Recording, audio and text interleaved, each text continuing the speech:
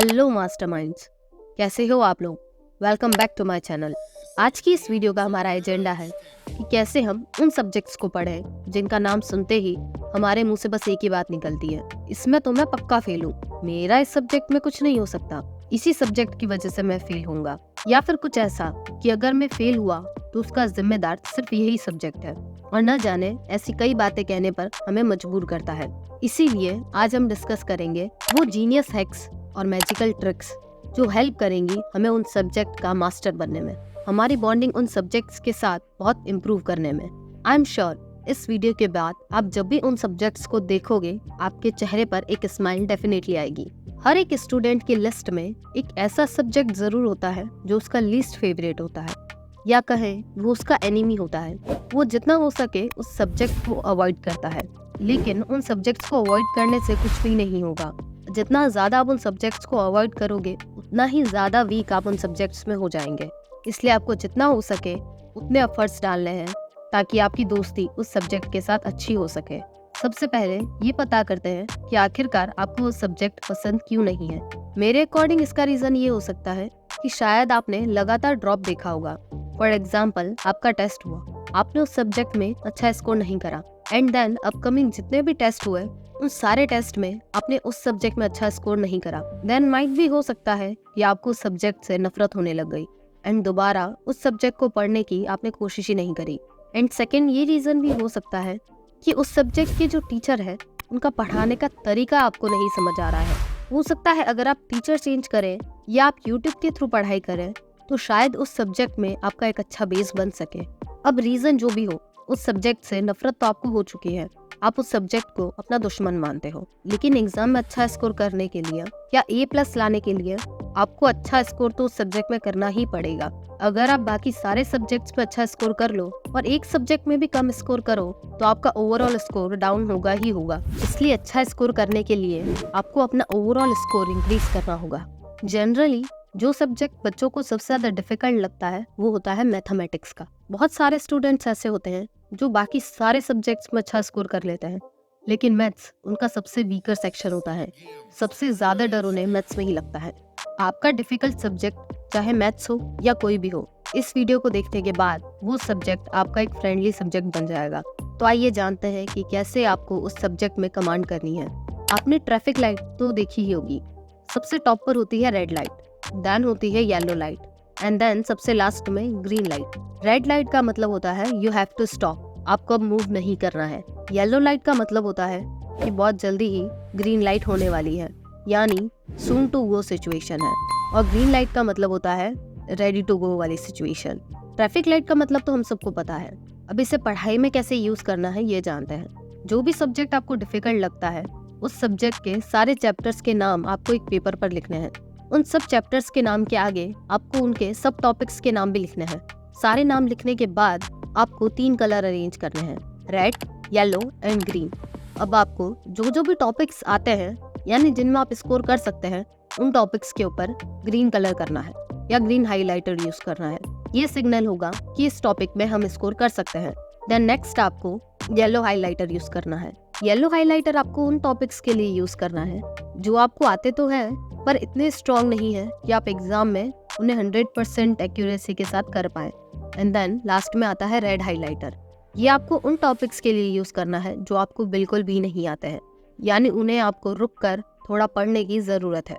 I hope ये तीनों चीजें आपको क्लियर हो गई होगी कि रेड, येलो और ग्रीन कलर आपको कैसे यूज करना है।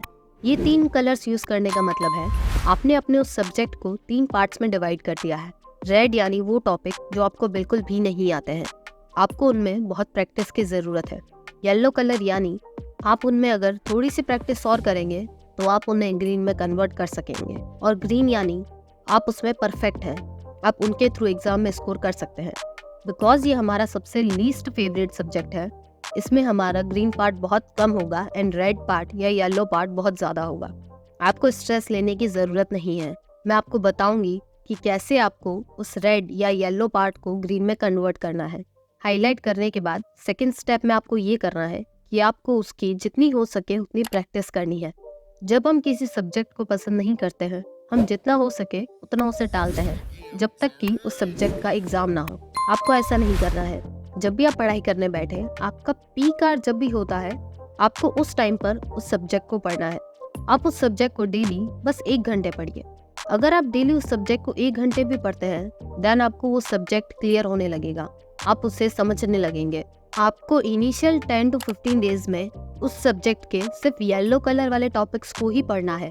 अगर आप स्टार्ट ही रेड कलर वाले टॉपिक से पढ़ेंगे तो आपका मोरल लूज हो जाएगा, आप उस सब्जेक्ट से और दूर चले जाएंगे, उस सब्जेक्ट के लिए आपकी हेट और बढ़ती जाएगी। एंड एडिशनली आपको ये भी करना है कि जैसे जैसे आपके येलो कलर वाले टॉपिक कंप्लीट होते जाएंगे, आपको उन टॉपिक्स पर ग्रीन कलर करना है। जितने ज़्यादा आपके लिस्ट में ग्रीन कलर्स होंगे उतना ही ज़्यादा मोटिवेटेड फील करेंगे। सो अब आपके लिस्ट में सिर्फ 2 ही कलर है, एक है रेड, एक है ग्रीन। ग्रीन वाले पर आपको ज़्यादा फोकस करने की अब ज़रूरत नहीं है। आपको अपना पूरा फोकस डालना है उन टॉपिक्स के ऊपर जिन पे आपने रेड मार्क करा है। अब उसमें से कुछ टॉपिक्स तो ऐसे होंगे जो सच में बहुत हार्ड होंगे। आपको ये करना है कि आपको उन्हें स्किप करना है। पहले ही आपको वो सब्जेक्ट हार्ड लगता है और उस हार्ड सब्जेक्ट में से भी अगर आप सबसे हार्ड वाली चीज़ें पढ़ेंगे तो आप पहले ही डिमोटिवेट हो जाएंगे। इसलिए आपको अभी ऐसे टॉपिक्स को स्किप करना है। आपको पहले उन टॉपिक्स को पढ़ना है जो थोड़े इजी है या जिन्हें पढ़ा जा सकता है। सवाल ये आता है कि उन्हें पढ़े कैसे। उन्हें पढ़ने के लिए आपको करना ये है कि आपको YouTube पर उस टॉपिक के बारे में सर्च करना है। अच्छे से सर्च करने पर आपको 1 या 2 ऐसे टीचर ज़रूर मिल जाएंगे जिससे वो टॉपिक अच्छे तरीके से या इजी वे में समझा रखा होगा। अगर आपको ऐसे टीचर्स मिल जाते हैं तो वेल एंड गुड, लेकिन अगर आपको ऐसे नहीं मिलते हैं तो आपको ChatGPT का यूज़ करना है। आपको अपने इस टॉपिक के बारे में ChatGPT से पूछना है।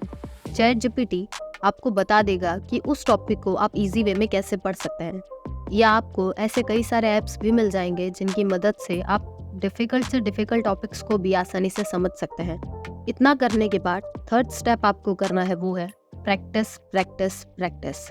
जितना ज़्यादा आप उस सब्जेक्ट की प्रैक्टिस करेंगे उतना ही ज़्यादा आप उसमें स्कोर करेंगे। फॉर एग्जांपल अगर हम मैथ्स की बात करें तो मैथ्स में सबसे ज़्यादा बच्चे लैग करते हैं वो है रिटन प्रैक्टिस में।